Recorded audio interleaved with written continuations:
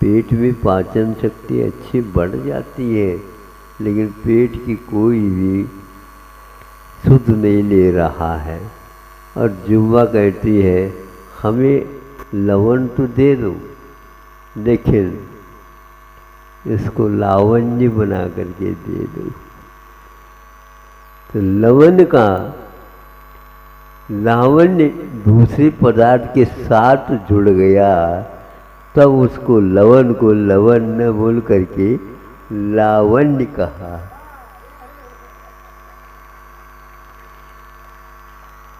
अब उसमें थोड़ी सी भूख कम भी लगी हो तो खुल करके लग जाती। समय सरकार ने लावण्य न करी लवण खिल्लिवत कहा है, क्योंकि मिश्रण के साथ आत्मा का संवेदन सर्वेषां संसारी जीवानां स्वसंवेदन तो अस्तु एव स्वाभाविक। स्वसंवेदन से कौन वंचित है? कोई भी वंचित नहीं, क्योंकि संवेदन छूट गया, कुछ नहीं संसार में।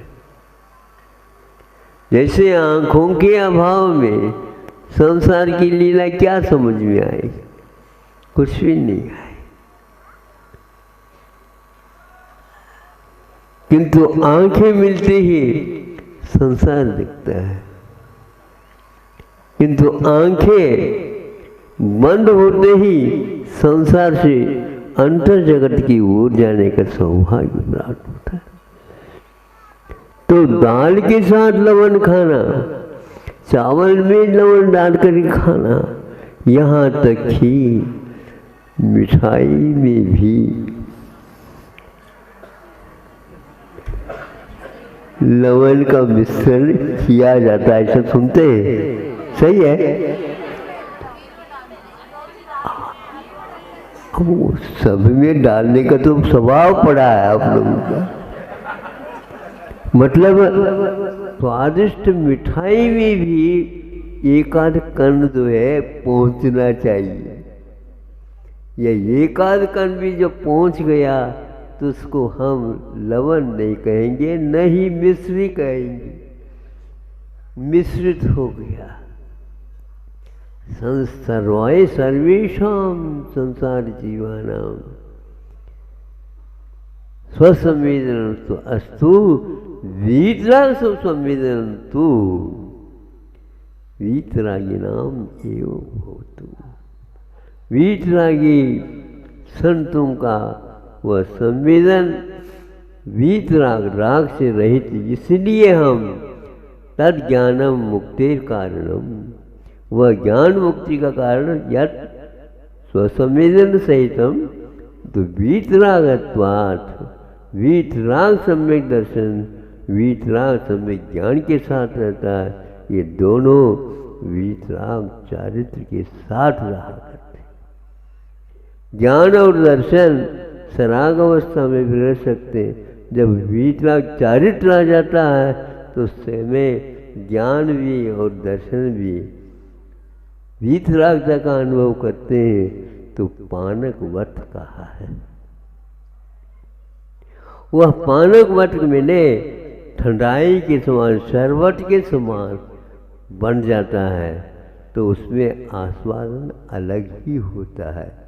किंतु राग का सम्मिश्रण हमारे लिए अभिशाप सिद्ध होता है।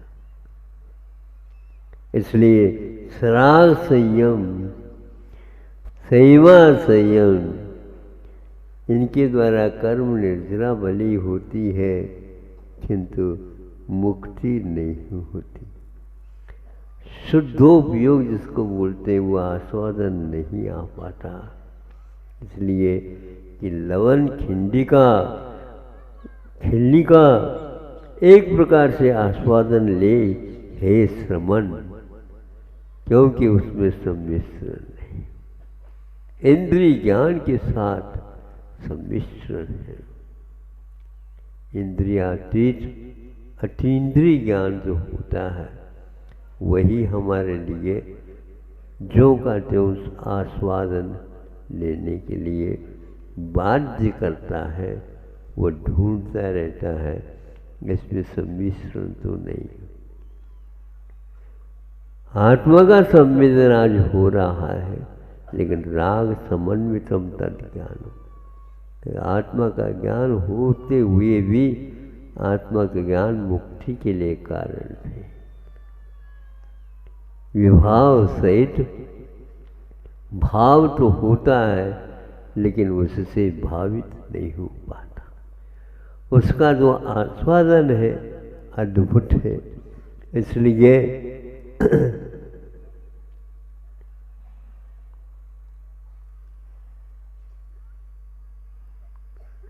दूर रहो लवण से, दूध फटे नहीं। लवण से दूध को दूर रखो। यदि पास रखोगे, दूध दूर हो जाएगा, फट जाएगा, और लवण तो रखा ही गया। इसलिए लवण में राग द्वेष इत्यादि से दूर रहो, तब कहीं जाकर के उसका आस्वादन होगा।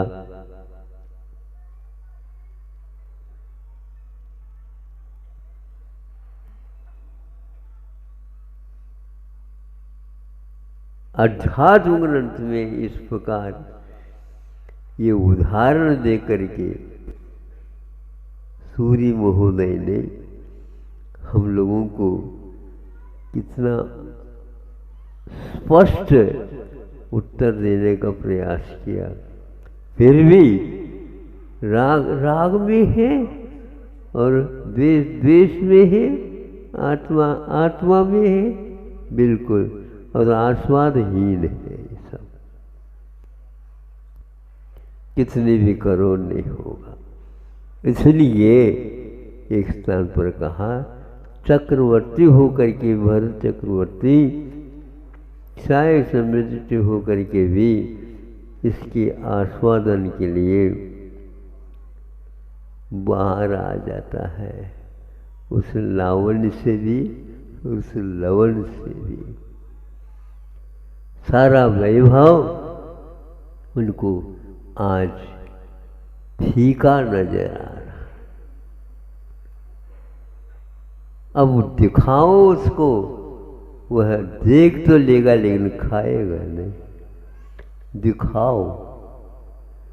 और एक कुछ व्यक्ति ऐसे तो दिखाओ में रहते हैं।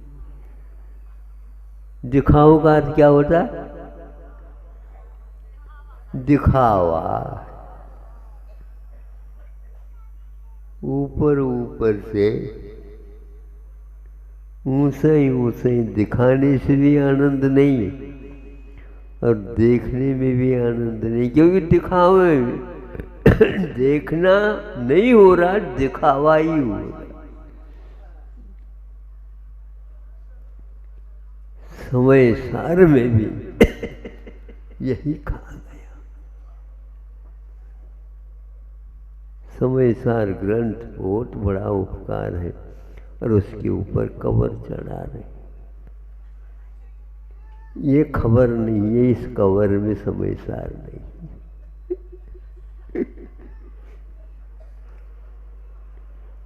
ये खबर है ही कहाँ, जो कवर ही दिख रहा है। Get out.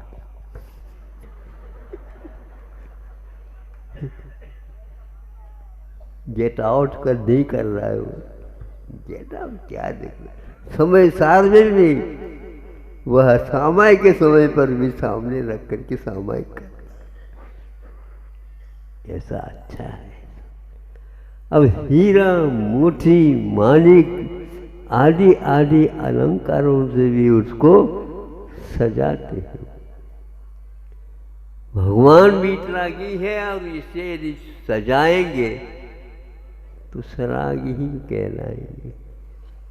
वीतरागी को भी आप सराग के रूप में देख रहे हो, और वो जो वीतरागी आप में राग में भी वीतराग का दर्शन कर रहे हैं। धन्य है उनकी दृष्टि, और धन्य है हम भी कि उनकी इस दृष्टि को हमें समझने का अवसर इस समय सार के माध्यम से प्राप्त हुआ। इसीलिए इस पुस्तकाकार समय सार के लिए भी हम बार बार नमस्कार करते हैं। इस निमित्त से वह नैमित्तिक बोध हमें हो रहा है। हमें तीर्थ मिला, तीर्थ के कारण तरने का, पार होने का भाव होता है, इसलिए इसको तीर्थ कहा है। आगम को अष्टपाउल में तीर्थ कहा है। तीर्यते अनेन आत्मा अयम्, यह आत्मा पार हो जाता है जिसके निमित्त से उसको हम तीर्थ बोलते हैं।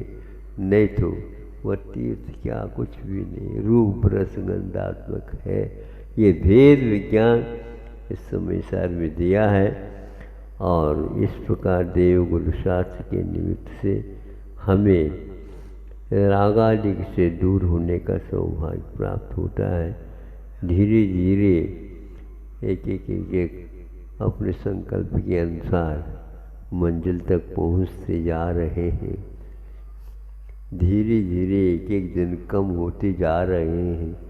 कई लोगों को आकुलता है कि तिथि अभी भी घोषित नहीं है, और हमारे भी ओर देखते हैं। मैं इन तिथियों की ओर तो देख सकता हूँ, उस समय हम अपने आप को अतिथि देख रहे हैं क्या नहीं रहे, क्या पता। महाराज आपको बताना चाहिए, क्या बताना चाहिए? कैलेंडर देख लो, उसमें बताया हुआ है एक वर्ष का पूरा कौन सी तिथि के दिन कौन से अतिथि महोदय की महिमा हो गई है, ये सब लिखा हुआ है। नहीं, हाँ, आपके मुख से, हमारे मुख से तो कुछ नहीं निकलेगा। इसलिए नहीं लिखा कि न तिथिया संति ये शाम अच्युतया। जिनके पास कोई तिथि नहीं है वह अतिथि कहलाएगा। और आप लोग अतिथि सत्कार करना सीख लो, बाकी सब ठीक है। नहीं तो फीका फीका हो जाएगा। भले ही नीरस दे दो, लेकिन अतिथि की पहचान करके दे दो। अहिंसा परमो धर्म। आचार्य गुरुवर श्री कुंद कुंद भगवान की, आचार्य गुरुवर श्री ज्ञान सागर मुनि महाराज की,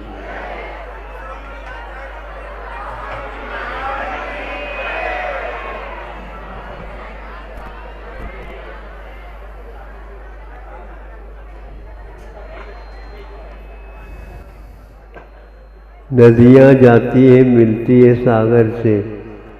कोई बंगाल उपसागर पहुँच जाता है, कोई अरबी समुद्र पहुँच जाता, कोई हिंदी महासागर पहुँच जाता। किंतु नदियाँ कभी पहाड़ की ओर नहीं बढ़ती। सागर तो जा ही नहीं सकता है, लेकिन नदियाँ पहाड़ चढ़ जाए, चढ़ने के नाम से दुनिया घबरा जाती है। चलने के नाम से भी घबराती है, लेकिन फिर भी पैरों के माध्यम से चढ़ना जो होता है, थोड़े से साहस की आवश्यकता पड़ती है। कब चढ़ते हैं? नशेनी चढ़ते हैं। नशेनी मिल जाती है तो चढ़ना आसान हो जाता। कभी कभी नशेनी नहीं मिलती, किंतु सीधा चढ़ना पड़ता है, तो उसके लिए सुविधा घुमा करके रास्ता लिया जाता है। कभी पहाड़ चढ़े हैं क्या? नहीं आप लोग? पहले बड़े बाबा के यहाँ जाते थे, उसी प्रकार से वहाँ पर भी घुमा करके आसानी से पहुँच जाते। संसार में घूमना पड़ता है, और इसमें भी घूमना पड़ता है। ये परिक्रमा क्रम कहलाता है। सागर वाले आए हैं।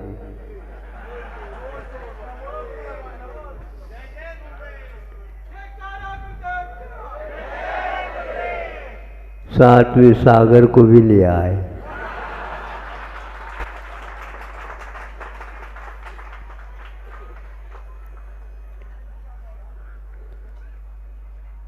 हमने पहुंचाया था 2 साल पूर्व में।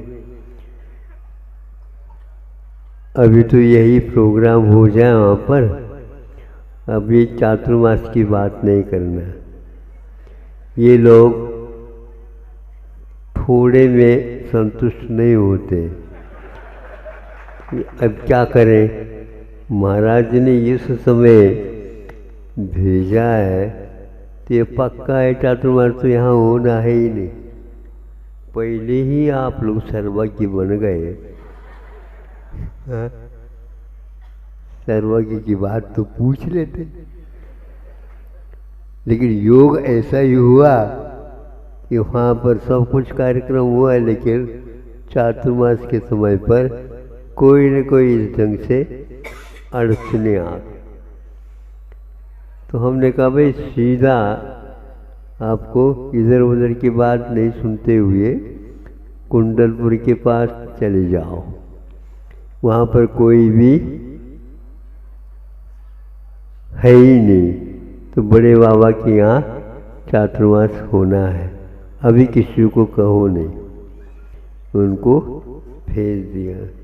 कुंडलपुर में चातुर्मास हुआ। दोबारा उनका नंबर वहीं पर आ गए सागर में किसी योग से। उस समय में भी कोई न कोई ऐसा अड़चन आ गया तो सीधा सीधा बिना 12 है शांतिनाथ भगवान के पास जाना है। उस समय में भी सागर को बहुत अखरा था। खरा था वो, इसलिए अखरा था।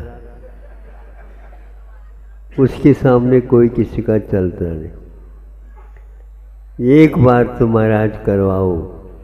हमने आप लोगों की तरफ से भी प्रयास किया है, लेकिन आपका बन नहीं रहा तो मैं क्या करूं। आप ही चलो।